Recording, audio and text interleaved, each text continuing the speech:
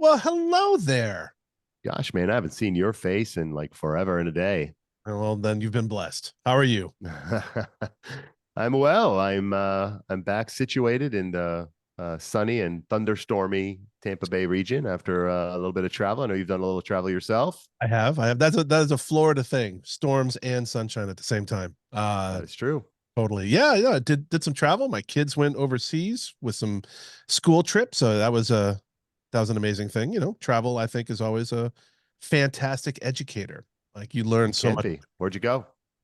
They went to Paris and Salzburg and Lucerne, and we met up with them in Vienna. They also went to Munich, and then we met up with them in Vienna, and then we went to Brussels, where I had a beer with my son, his first beer, as Wow. as far as I know, his first beer. His first And beer in my butt. You keep telling yourself that. I know. And then Right. London, where Kara took our youngest daughter to go see Taylor Swift because she scored tickets. Nice. So it was an amazing trip. Amazing. That's awesome. That's You awesome. you were all over Germany. I was, yeah.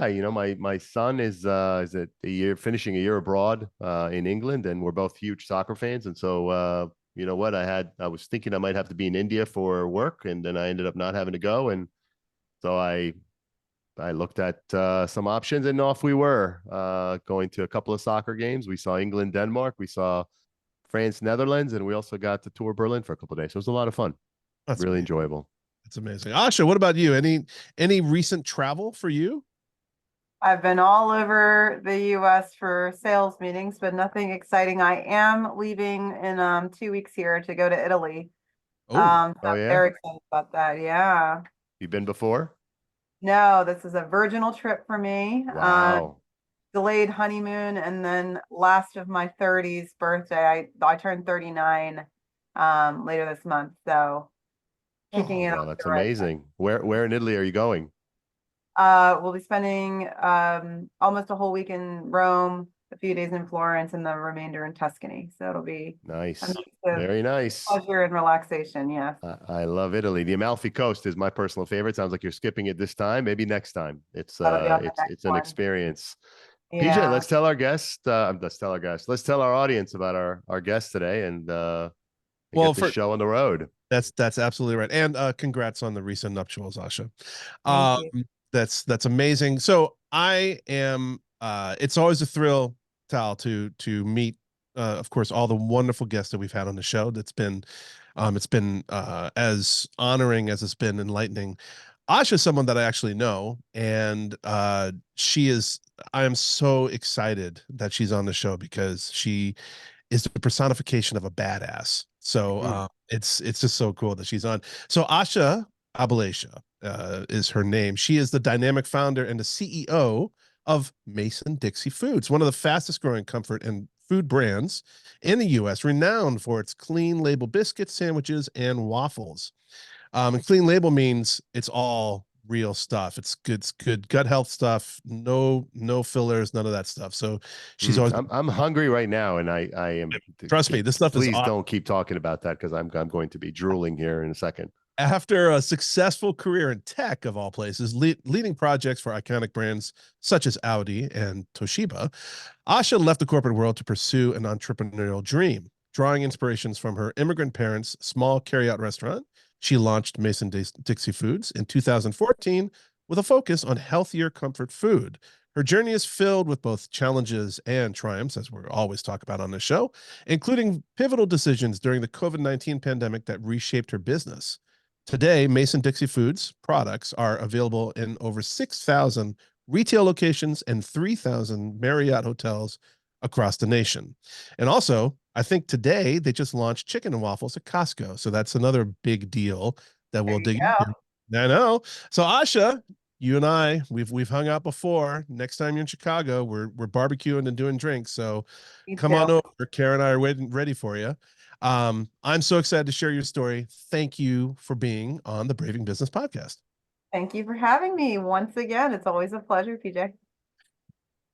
Well, it's my first time, but PJ has been raving about you, and you know we have had a couple of false starts, and we're glad to finally have you on. you've done some really cool things, but you and I share some common roots. We both grew up in a family of immigrants who operated small businesses. I'd love to hear your story. How was growing up in a family of immigrants, entrepreneurs? How did that influence your journey?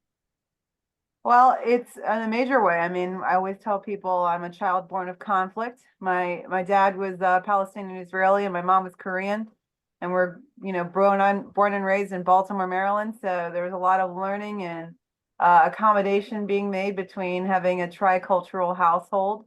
And I always say that American comfort food saved my parents' marriage because my mom hated lamb, my dad hated kimchi. They could never agree on what to eat.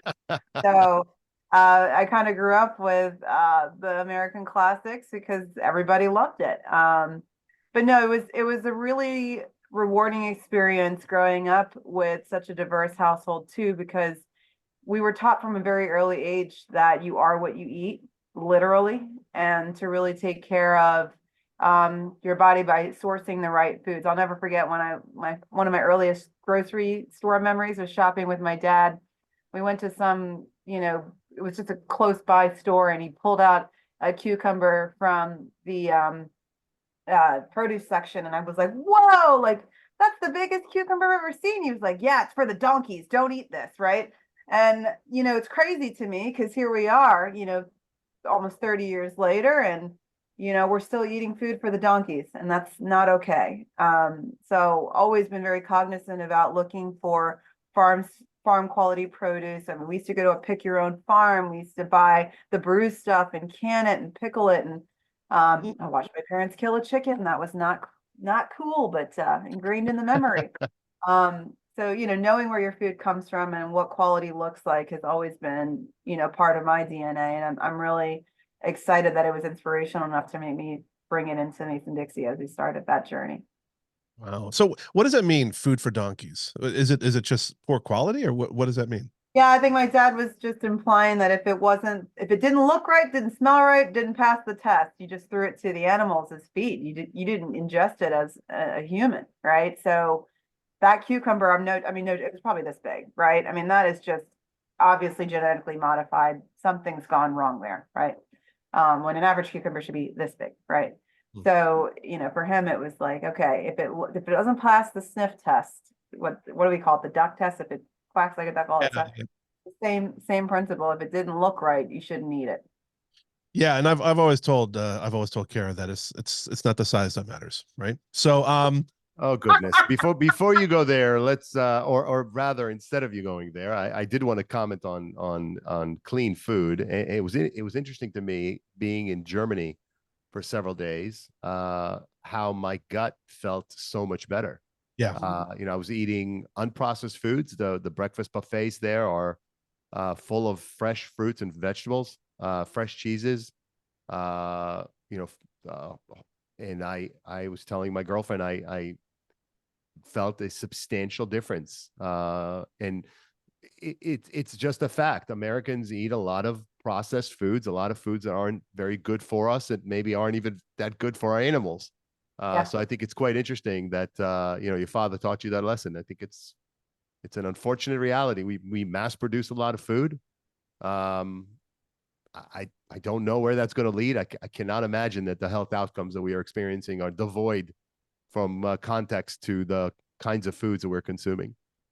No, I completely agree. And I think, there is something to be said. This is a very large country, and feeding it is difficult because, we have a capitalist system and a national food framework where if you're in places like Germany or England, you're talking about a 3 to 5 hour end-to-end logistical journey. In that time, nothing can rot. So you're still within food safety standards, even if the refrigerator cuts out in a truck, right? We don't have that here. And as a result of that, unfortunately, throughout our history in the last 100 years, there's been a mass industrialization of food versus thinking about what is good for your body. We're thinking about what's good for machines, and that's not great. So I think, part of the premise of why we do what we do at Mason Dixie is to make our mission is to make people feel good about the food they crave, right? We're not going to stop one another from having a biscuit. And you know what? Even in Germany and in France, I mean, you're eating carbs galore. You're eating fats galore. Yeah. Lots of but carbs. you know Yeah. where the stuff comes from, and it's Mhm. not filled with filler and stabilizers and preservatives. I mean, that's the stuff that we don't understand. Like even adds to calories. Like people are always surprised, for example, when they see that some of our sandwiches are less than 300 calories for a full, 5 ounce portion, which is a normal, grab and go sandwich size. And everyone's like, well, how? You got, it's a biscuit, it's sausage, it's all. Well, first of all, when you start eliminating stabilizers, gums, added sugar, when all this stuff has calories, even if you don't know what the property of that thing is, it adds calories, it adds weight, it adds things to it that just don't need to be there. So the more simpler you can eat, the better it is for your gut, for your total well-being in general. So we really stand by that. It's like we wanted to make comfort food not a bad word anymore, right? Because there is something to be said about the pleasures of having something tasty and wonderful. It just doesn't have to be made with crap. Yeah, yeah. So let's talk about your journey. Right? You obviously were ensconced in the tech side. You were in with Audi. You were in with Toshiba.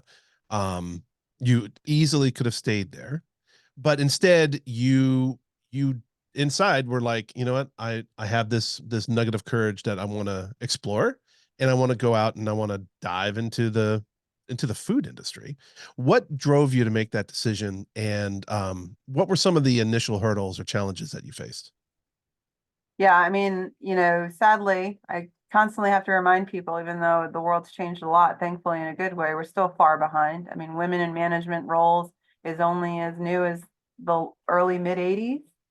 And I'm Mm. talking 1 in a million, not 1 in every 10, right? So, the upward mobility journey for the average woman seeking, executive advancement is nil. I mean, it's terrible. And I felt that glass ceiling multiple times, not a floor, not it's, or actually it's a glass floor, not a ceiling. Because it's just, you're not given the opportunity to excel because there's always 50 more guys that have had more experience or more networking or more whatever in front of you. And if you go by order of magnitude and time in, women are always left behind. It's still a frequent problem today. It's something I hope, here at Mason Dixie we're solving, but I was just kind of tired of being passed up, not getting credit. And, to be honest, doing other people's work, I was, incredibly productive. I could get everything I needed to get done in a day's time and was asking for more and just wasn't being rewarded with it because mediocrity maintains stasis and people like stasis. And I just couldn't sit there with my hands under my butt waiting for something to happen, right? So I always had this entrepreneurial spirit. I was very blessed to meet a woman named Cynthia Fondries very early in my first job. She was the first female CEO I'd ever met. And she was kind of the image of my dreams of what a woman CEO would look like and act like. And she very early on said, you got a touch of the entrepreneurial spirit. You should really, do something with that. So even though I worked at all these places, I always had a side hustle. And then finally I was like, you know what, I'm sick of making this side hustle a side hustle. I want to jump right in. Because I also thought, if you really believe in yourself and you really believe that you can do anything, then why not just jump right in? Why not just believe 100% in yourself and in your abilities and do just that, right? Versus just being on what's happening right now in a lot of places, right? Being on the chopping block, just you're a number and there's a line that's drawn and And you, was she like a big mentor for you during your oh, early years? absolutely. Absolutely. She passed away sadly from ALS just before I launched the business, so she never got a chance to see it. But she was a very special person because she was just interesting story. When I was really little, I grew up pretty poor, right? Two immigrant parents. I grew up in Section 8 housing until I was about 13 years old. And every day, your immigrant parents tell you to become a doctor or a lawyer because they're the only two trades that they know make money. And I didn't know what either one was. And the only doctor I'd ever met was my pediatrician. And he was an old Korean man. So I couldn't really envision myself becoming him. And I didn't know what lawyers really did. And I was scared of blood. I was like, there's no way I can do any of these jobs. And so the only other women roles I saw were moms, nurses, and teachers, right? And so it was pretty limiting because I hadn't ever seen a female CEO. And so I told myself when I was very little, one day I was going to meet this powerhouse CEO. She's going to be in a red power suit, big blonde hair, and she's going to be bossing people around. And that's the woman I want to be. And I never in a million years thought that I would find it. And here I am, my first job, my first day even. We were told that we had to meet this subcontractor who was working on this multi-billion-dollar government contract to build something. And I was like, okay, well, I don't really know what she's going to look like. And they're like, you'll figure it out. So I'm sitting there waiting for this woman to come through. She barges through the door and she's like, who the F parked in my parking spot? And I was like, oh my God, who is this? She's in a red power suit. She's got blonde hair. And she was joking because she wanted to park in the CEO of the prime contractor, my company boss, right? His parking space. She wanted to park there because it was the first one. So she was giving him shit at the first onset. And I was like, oh my God, everyone loved her. They were laughing and she was just so powerful. And she just controlled the room. And it was so incredible to see that out of a woman, right? It's my first job, never seen that. And I just took to her. It was like we'd known each other for years, and she really influenced my confidence and really, again, she urged me to start a business whenever I could. She really thought I'd be successful at it. So Ayesha, it's an interesting story, I think, on several levels. First, I think the experience of meeting someone who is instrumental to how you view what's possible. I think if you're fortunate enough, and not everyone in the audience is going to be fortunate enough to run across someone in their personal journey that is inspiring and showing you the path and maybe giving you the courage, it's harder to do that if you don't have that experience. What do you think would have happened had she not been in your path? I mean, how instrumental do you think she was to you being able to see the possibilities? And what would you say to someone who maybe is not in a position where someone like that's in front of them about finding that courage to dare? I think you could seek inspiration anywhere, right? I was very lucky. That was a very happenstance moment to be able to realize the exact person I envisioned a mentor could be. But I mean, truth be told, the other person I quote all the time, and he probably has no idea how influential he was to me, was when I moved out to LA for a job. I worked with this engineer, and he was just my colleague. He was my bunker mate in our row of cubicles, and his name was Pastor Casanova, and he was trying to get his Mexican wife into the country, and it was so challenging. And one day he was trying to give up, and he said, I just thought, but what have I ever failed at that I've worked absolutely my hardest at? And he was like, nothing. So I'm going to get her here. And I thought that was so endearing, but I never in a million years would have thought how influential that statement has been for me as an entrepreneur, because it really did give me some of the boost that I needed to say, just fucking do it. Just jump, just go ahead. Because what have you ever failed at that you've tried your hardest? I've never failed at anything when I think about it that way. If I've given up. I find that statement really interesting, because I think this is our third season, and we've spoken to some of the world's most successful people, and the common thread that we've heard is actually that failure is a constant companion. Now, yes, I think ultimately what separates those who have accomplished a lot in their careers from others is they are relentless. They're not willing to accept defeat. So when you say, what have you not succeeded in your life? And I want to pivot to the fact that you've said that your business was an accident. So I want to kind of understand what you mean by that. But do you literally mean that everything you've touched has turned to gold? If so, that would be amazing. Congratulations. You're probably the first person that we've had on the show who said that. No, I think your definition of failure is polarizing now. I think failure is something with a period. Like, that's done, right? It's over. If you put an ellipse, you had 2 more periods to ellipse. Now it's no longer a failure. It's a work in progress. It's a pivot. It's a change in motion. I don't believe that failure is anything but permanent. It's really when you do give up. It's really when you do put a period on it. And I think that view of, multiple failures, I don't think that's true at all. There's no failure if you were able to successfully pivot out of it. Like I said, I really believe failure is giving up and putting an end to it. And yeah, no, I mean, starting the business was not an accident. What ended up happening was, serendipitous in many ways, but I love that quote from Serena Williams where she said, luck ain't got nothing to do with it. It doesn't have anything to do with your success. It just presents opportunities. And if you take advantage of it, you seize the day and you really do something with it, you can be successful. So I definitely think while accidental, we seized the opportunity and we won, right? And we got after it. I love that.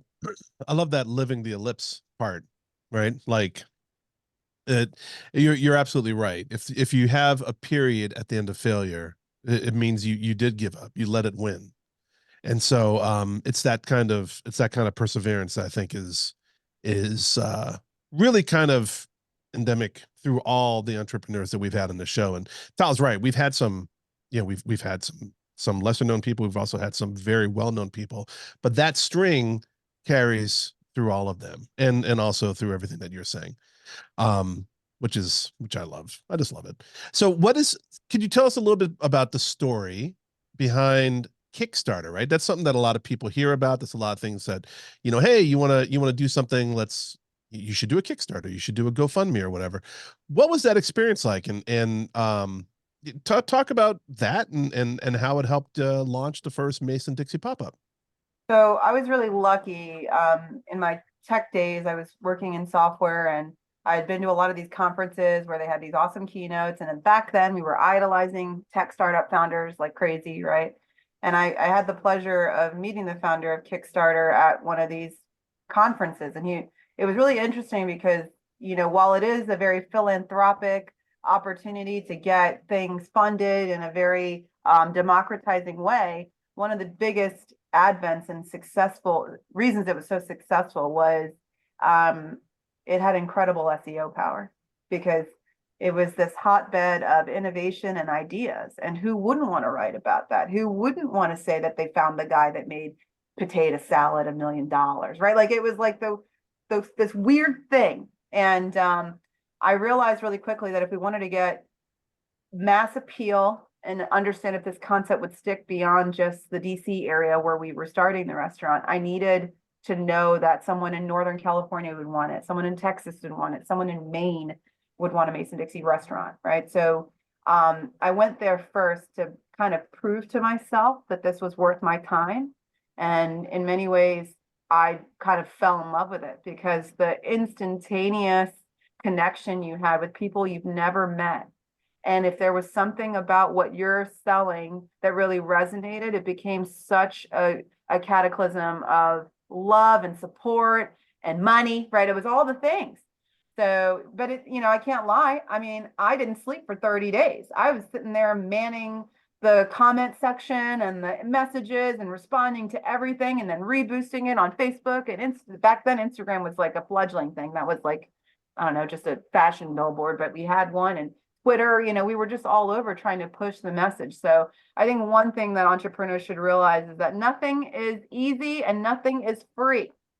And time is the most valuable medium we have. So use it wisely and realize that all the good things that are really worth it do take a lot of time. So cultivating that environment really helped us launch the concepts like energy and excitement. And I think it really did play a lot into why our pop-ups were so successful in the beginning. So I really like you've made a couple of points that I think are worth expounding upon. First, I want to be clear. I absolutely and wholeheartedly agree with your definition of success and your rejection of a full stop failure. I wholeheartedly agree. I think it is in fact the one common thread that entrepreneurs that we've had on the show have had, is that they simply refuse to quit, and that is the difference maker for successful entrepreneurs from others. Of course, there are plenty of entrepreneurs that flat out fail because they stop. And it's the motion, the continued motion. And that, by the way, is true whether you're an entrepreneur or someone that's just going through life and doing your very best to keep a roof over your family's head and food on the table. Let's talk about luck, though. You made a point, and I think you quoted Serena Williams, that luck had nothing to do with it. And again, I find myself pondering that, because I think that luck has a lot to do with it. And in your specific case, there was a Whole Foods buyer who took notice of you and your success. That created an opportunity for you. how much of that buyer crossing your path? And by the way, that doesn't mean that you don't create your own luck. So I don't think that those two things are the antithesis of each other. I think that there is luck and there is creation of luck, but luck in and of itself is a variable and a factor in the success of a lot of businesses. How about yours? How much of that buyer crossing your path do you think was luck? And how much in general do you think business success is owed to, let's call it good fortune, good karma, whatever you want to call it?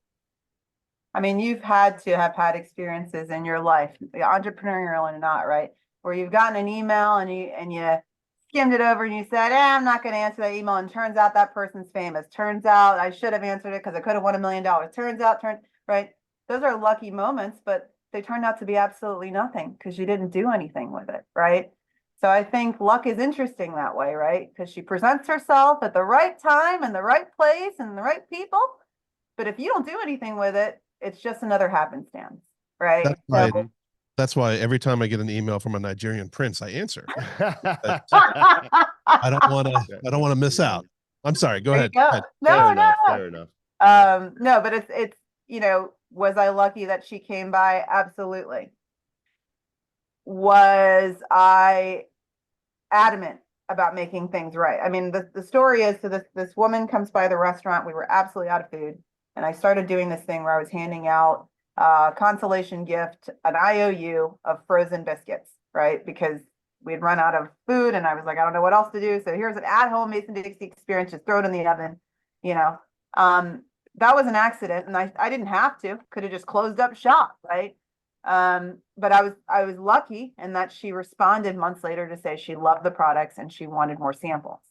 Again, luck didn't have anything to do with it because I didn't have to give her more samples because at that time, at that moment, I still thought she was just freeloading and wanting more free food by giving me this really cute story about her son, who I didn't even know was in his like mid-20s, by the way. I thought he was like 12 and, picky eater and, loved the biscuits. So I'm like, oh, I'll drive all the way to Rockville and I'll, drop off this produce box full of biscuits and just try to earn that customer, right? Didn't think she was trying to buy the product for the store, right? I did not think that until I got there, right? And that's when the aha moment happened. And it was like, okay, so was it luck I met her? Sure. Was it my need to satisfy customers that was so crazy that I put this box together and drove all the way out to Rockville to meet her and just give it to her? That was me, right? That was my need to fulfill something else. And at that moment, I could have also said, no, this is a distraction. I'm not doing this, right? I'm not going to put biscuits in a Whole Foods. I want to have 100 restaurants. But there was something about it where I was like, you know what? This is great marketing for the restaurant. I'll do it. I never in a million years thought it would be this, but did you know you were going to marry the exact woman you married? Did you know you were going to have a son? Did you don't know these things until you really jump in, right?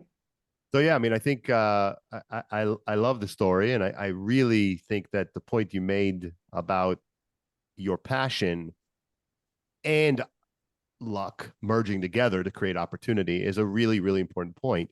A lot of times we come across people who talk about having had bad luck. Things didn't work out. I had bad luck. And luck, in my opinion, in my experience, is something that tends to depend a lot on the amount of effort you put in. And it doesn't guarantee, effort alone doesn't guarantee you that Lady Luck will smile upon you. But effort absolutely gives you a significant leg up when opportunity presents itself. So to those in the audience who are listening, who are maybe looking at it and saying, sure, I mean, in hindsight, you could say, it was luck or it wasn't luck. Well, luck was present. I think, Asha, I think you're acknowledging that there's an element of good fortune, but I think the point that you're driving across, which is well worth retaining, is that luck favors those who are passionate and committed to whatever it is that they're attempting to do. 100% and well stated. He's really good at that stuff. So you go, you drop off this box, things are humming for you, and then all of a sudden, someone gets a cough, COVID happens, and now you got to make some tough decisions. You gotta close down restaurants because no one's going out. So how did you navigate those challenges of closing restaurants and then relocating everything back to Baltimore? Like, what was that like? Yeah. We had made the decision before COVID to move to Baltimore because we were growing, the frozen food business was growing, and headquartering a predominantly back office operation, was difficult in DC, right? The leases are expensive, the spaces are, meant for lobbyists to see the view of the monument. I mean, we're a frozen food company. I was like, put me in a basement. Come on, like this is nuts, right? So when we were running out of opportunities, we went back to my hometown because I was like, if DC won't take us in, maybe, one of the most industrial, most craft cities in the country would honor us. And so that's, one of the best decisions I ever made was coming back here. But the crazy thing, obviously, with COVID was everything got held up. We were trying to rebuild the office space and, construction everything went haywire, right? I really take my hat off to all entrepreneurs and especially restaurateurs during COVID. I mean, people need to really understand and like kiss the feet of anybody serving food during that time. It was a very challenging time. I mean, to pivot as many times as restaurateurs had to do, I don't think any other industry, I don't care what you say. You're on the front lines dealing with a customer. There is no scarier place than between a human's hunger and you, let me tell you. It's like sticking your hand in a lion's mouth and hoping he doesn't bite. I mean, it just really is. And it's, sometimes it's really tough. And so going through all of that and then removing human connection, becoming just a machine that makes food and puts it in a bag and shoves it out a window and closes the door before the germs come in. I mean, it was a weird time, right? And on top of that, hospitality, it's all about greeting the customer and wining and dining them. And now you're telling everything through an app. It's like, oh God, it took the soul out of everything, right? It was really challenging. And, I think every entrepreneur didn't even have time to take a breath. You just had to run as fast as you could, right? There was this atom bomb cloud coming for you, and you were just ducking and diving and trying to find any way to avoid the consequence of what was going to happen. So it was a very tough time, and it was devastating to think about. But, every day you thought it would be tomorrow, it would be over. So there was that human trait of hope was probably one of the best things we have. That's an innate function of ourselves and unique, I think, to many other creatures. But every day thinking it would be over gave you the day to really make sure that you're doing everything you can to make sure it's over the next day, right? So every day was problem solving.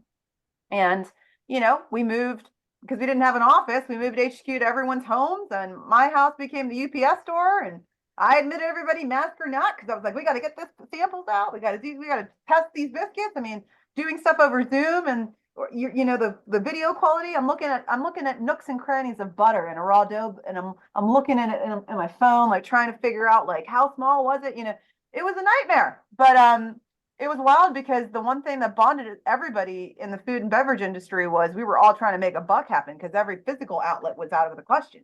So you had your own manufacturer who typically wouldn't even entertain a phone call, sitting there videoing biscuits coming off a line for you, right? I mean, that just didn't happen. So there was this beautiful community building energy that I think made it a lot easier to get through. And I think also, entrepreneurs, especially founders or CEOs, it was a heavy time because you're also the only structure and hope sometimes that somebody had that it would be okay, right? So you're having to be positive. You're having to coach people. I hated having the happy hours, the virtual happy hours, because inevitably somebody got too drunk and then I got stuck on an 8-hour therapy call, right? Because they just wanted somebody to talk to about all the things they were scared about, right? I mean, it just really became a multifaceted role. And I think if anything, anyone considering entrepreneurship realize that's not unique to COVID. That is every day that you're helping somebody somehow on your team. Yeah, let's talk about team building because I at the time that COVID hit, I was the CEO of I Control Data. We had tens of thousands of customers, including well over 10,000 restaurants that were using our services. And of course, essentially overnight, almost all of them were unable. We were in the business of helping them pay for their alcohol to their suppliers. And of course, you could at the time not sell alcohol off premises if you're a restaurant. That law has changed in a lot of places, but back then you could not. And it essentially put a complete hard stop to our business, and it was absolutely challenging. I think the area that I'd like to dive into with you a little bit is the area you just touched on, which is people. Tough times make for opportunities, and entrepreneurs, particularly those who are in leadership positions, they're not just solopreneurs, but they're running businesses where there are people reporting to them, have opportunities at different times in the trajectory of their business to really shape the experience for the people who are working with them, and also be empowered by the people that are working with them. Talk to me about what you experienced with your team. First of all, how big of a team was it at the time? And what was it like to go through something, none of us had ever experienced, with a team of people, being in a position where, as you said, you needed to, people were looking up to you to see how you were doing with the situation. How authentic did you feel? Well, it was a tough time because, we had over, I don't know, at peak right before COVID, maybe 56 employees between the restaurant and the frozen business. Frozen business only had about 3 people. And then sliding into COVID, before we knew COVID was happening, we had just made a significant jump in hiring. We had 8 people. I know that doesn't sound like a lot, but if you're doubling in size, it is. And remind you, our office was the broom closet in the back of the restaurant. We shared the computer with the GM who needed to print menus, right? This was completely game changing. We didn't have Microsoft Office. We had to do everything literally overnight and then train everybody, and it was tough. But I think one of the things about scaling this business during post contingent with COVID was finding human talent in unorthodox ways. You didn't get to physically meet them. I didn't meet half of our team for a year and a half or more. I was meeting people virtually and using the power of words and stories, and we're very big on diversity and inclusion, just always have been. We're a majority woman run business to this day. And I'm very loud and proud about that. And then obviously during COVID, we had all the challenges with the murder of George Floyd and, civil unrest as it relates to inequity among people of color. And we were already at the forefront of that change for our industry. So I took that opportunity to just get louder about it, right? To just get people to wake up and hear us out, right? And it actually drew talent in. I never placed a job posting during that entire time. People were really looking for purpose, value, hope, and reinventing themselves. They're like, if I got to work from home in my PJs, I may as well do some. If someone's going to invade my home with their image on Zoom, then I need to make sure I really want to see their face every day. I really got to make sure I love doing this job, which ended up, people didn't realize, and there's a blessing and curse working from home. You had no escape, right? You're at work all the time. No wonder everybody went mentally unwell, right?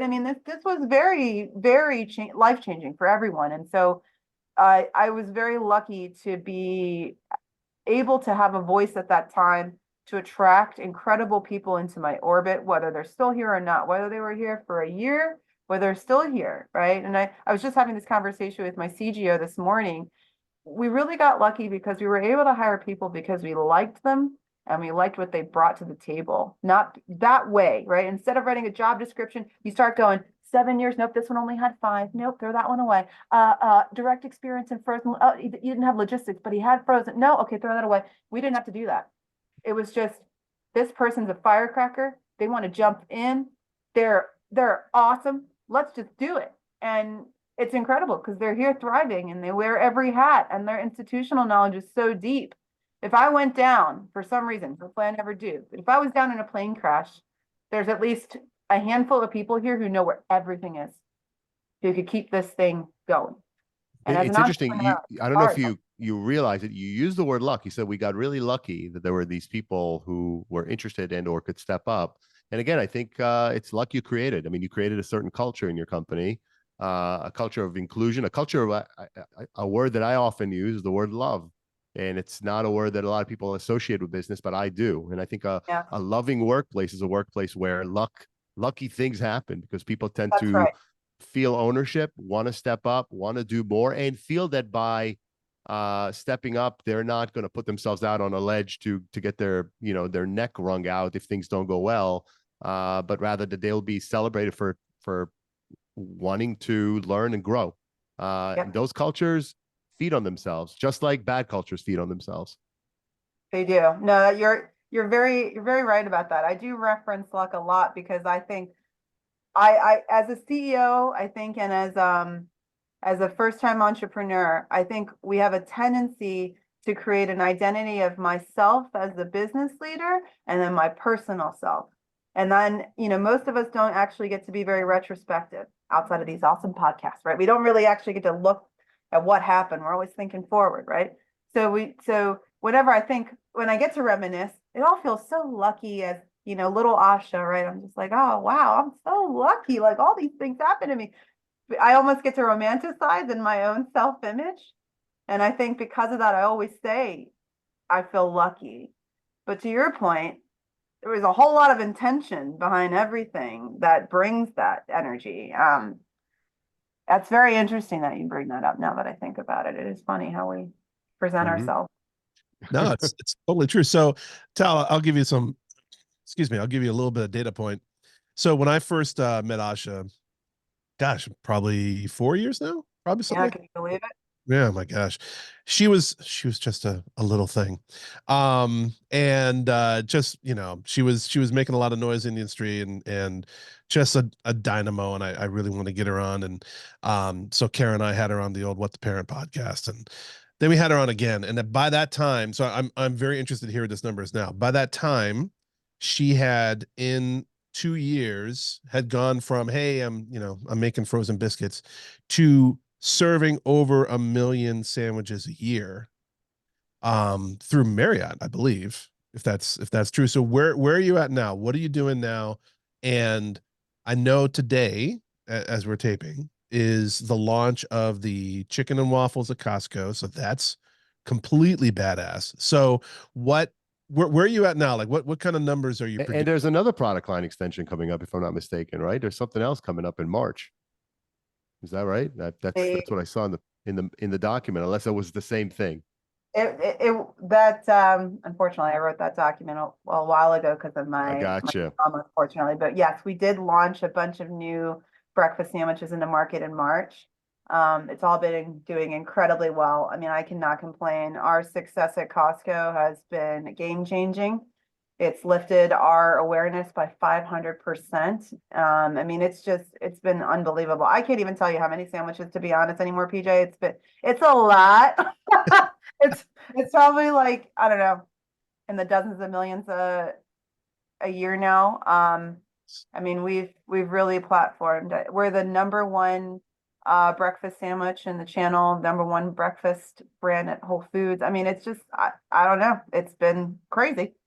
So a lot's changed that way for sure since we first started chatting. And I think a lot of that kind of leans into, one of the things that I think entrepreneurs get into a lot is analysis paralysis. And you get, as you get bigger, you get scared of taking risks. So you start doing dumb shit like over analyzing stuff. And then all of a sudden you're just making another flavor of peanut butter, right? Don't, right? You just got to do some things. You got to figure out a good test strategy. You got to get that stuff out there and you got to take it off the chin. If somebody says this is dog shit, it probably is. So you fix it, right? Like taking the criticism, making sure that formulations, I mean, we're on biscuit 8.0 now. I mean, it's never done. I mean, that's something I learned when I was at Audi for sure, right? Is product improvement, product improvement, product improvement. You're never done. The car is never perfect. And I think that's something that's really evolved for us. I mean, when we first met, we were doing frozen dough. We've had to completely move away from that because supply chain got challenged and those factories don't exist anymore. So now it's all fully baked, right? That's a huge difference. It's a huge product improvement for us. Now, instead of waiting 30 minutes, you wait 30 seconds and it's done. So I think in that way, that's been game changing. And then it's funny, just the other day, we were trying to get something together for our legal team, all the IP stuff that they want us to document, whatever. And our team's going through it. And I was like, holy crap. The amount of breakthroughs we've had as a business, you wouldn't even think, right? You wouldn't think. We were on like 3rd, 4th sheets. And that was wild. When I first met you, I was like, we're trying this thing. It's called a cheddar biscuit. We're not even you were worried if it was going to work. I remember that. Yeah, you were worried about if people were going to find it cheesy enough. Yes, exactly. Oh my God, great memory, PJ. So yeah, no, a lot has changed that way and for the good, and we've made so much progress that way. We've grown in so many different channels. We're, like I said, launching in Costco as we speak, but we're also going to be launching at Sam's Club in the fall, and we're continuously growing. And the next big frontier, actually, that I'm really excited about, and maybe I referenced this tall, I can't remember, is again, growing up as an immigrant child and growing up not wealthy at all. I always thank my parents for being smart enough to always make sure that we had access to food, quality food. And I think it's a sham that in America, how we treat our logistics folks out there on these streets, having to eat out of gas stations 3 to 5 times a day, and it's dog shit. I don't think that's okay. So I'm really excited. We've started to partner with some incredible people, and we're looking at, executing in the convenience channel now and trying to get into travel marts, trying to get into the hot serve sections at all of these different convenience stores and gas stations where people don't realize how lucky they are, but a lot of folks have to shop and eat there every day. So Well, what we get, I know a thing or two about those classes of trade, and I probably can make some connections for you. So I will stay on for a couple minutes afterwards. that'd be great. I don't want to, and I know we are about to run out of time with you. I did want to pause and give you a chance to talk about something that you're very passionate about, which is your involvement with the Franciscan Center and Dignity Plates. I'd love for you to tell us who these organizations are, what they do, and why is it important to you to be involved in these organizations or with these Yeah. organizations? So thank you for bringing that up.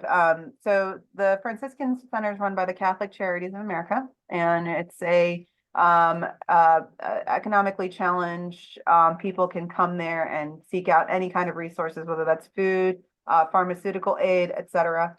And there's a new subset of that called Dignity Plates, where we're basically retraining folks who are economically challenged into the food and beverage workforce, which is incredible because the curriculum gets better and better. The team is incredible. They're diversifying like crazy. They've started a catering business out of this. So graduates who are not looking to enter into a full-time gig as a chef or a sous chef, and they want to become an entrepreneur, they can get hands-on work experience plus get paid. I mean, it's been incredible. So we donate a lot of time, money, resources. We teach a whole lesson on entrepreneurship and running a business here.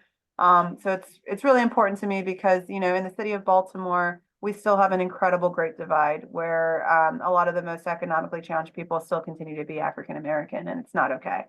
And so we love being able to give back and be a constant resource. That's the other thing I love about it. It's not a one-time thing. We're part of that curriculum 3 times a year. We're involved with them probably 12 times a year, anything they need. It's a constant partnership. So for anyone looking for opportunities, always look close to your community, look in your backyard. It's a great place to start. And I'm really proud of all the success we've had with that organization. That's awesome. Just a side note, one of the things that I love about you and I love about Tal and a few others that I've met is that even though you guys have been very successful, it hasn't changed you. And Yeah. I just absolutely love the energy and the honesty and the realness that you bring forth. And like I mentioned, Tal, I work with Tal, but it's a thing that I hope that most entrepreneurs keep in mind. Like, don't get lost in it. Yeah. Be who you are and just, continuously grow. So I think that's amazing. Um, one last thing. So you have a quote that of course ties into your brand, but it's really funny. And it is, you got to risk it for the biscuit, right? Yeah. So reflecting on your personal journey, what advice about risk taking would you give to aspiring entrepreneurs? And how can an entrepreneur tell the difference between a reckless risk versus a calculated risk? I think that the magic of entrepreneurs and founders is their gut. There's always a little bit of having this fabulous gut, and it does steer you, I'd say 9 times out of 10 in the right directions. But the way to make sure that that gut feeling is right is, I think, one of the biggest things. And all of my advisors and investors and mentors throughout my career have always said, I take criticism really well, and I don't take it personally. And Mm. I think that is one thing that a lot of folks don't realize how valuable that is. There's always a nugget of truth in everything, even if it's ugly. just find the nugget and focus on that, right? Take feedback, share your ideas, but realize that nothing's perfect until it is, right? So you just got to take the chance and make sure that it's groomed the right way with as much feedback as you can get. That's awesome. And by the way, I think it's worth, again, it's not surprising that there's so many aspects of being a successful entrepreneur and being good at what you do that have tremendous commonalities with just being a good human.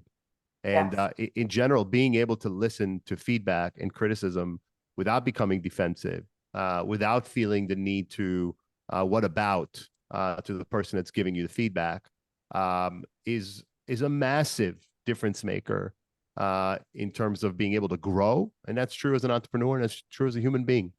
So I can see just from our interaction, and I don't know you the way PJ knows you, but I'm not at all surprised to see how successful you are, because a few things come out very clearly in speaking to you. One is you're plain spoken, not a lot of highfalutin words, not a lot of BS, not a lot of MBA speak, which I find to almost always be the mark of a person who's successful on merit and not just because some stuff they heard.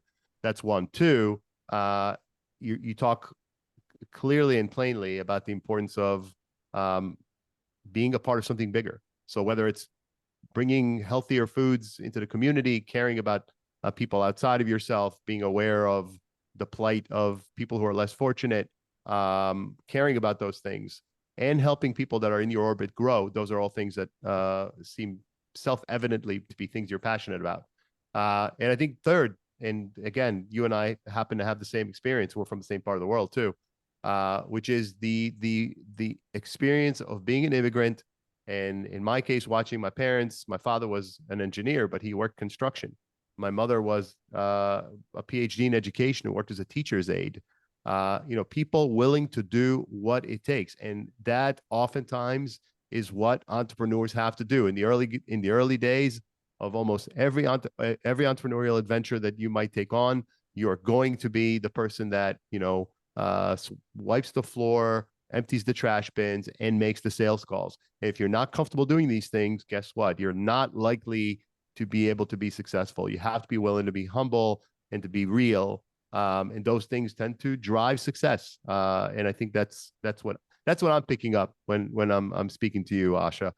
So our guest today, Ayeshah Abuelhiga, is the founder and CEO of Mason Dixie Foods, which is one of the fastest growing comfort food brands in the U.S.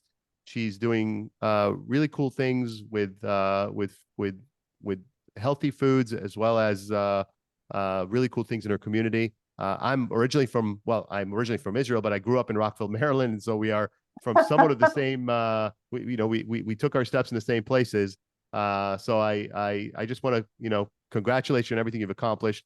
Wish you continued success. If people want to know more about Mason Dixie Foods, where should they go? Yeah, they can visit us at www.masondixiefoods.com or Instagram, Facebook, Twitter, TikTok at Mason Dixie Foods. Amazing. Ayeshah Abuelhiga, thank you so much for your time today. It's been a pleasure, and we look forward to maybe having you back someday. Oh, that'd be amazing. Thank you both.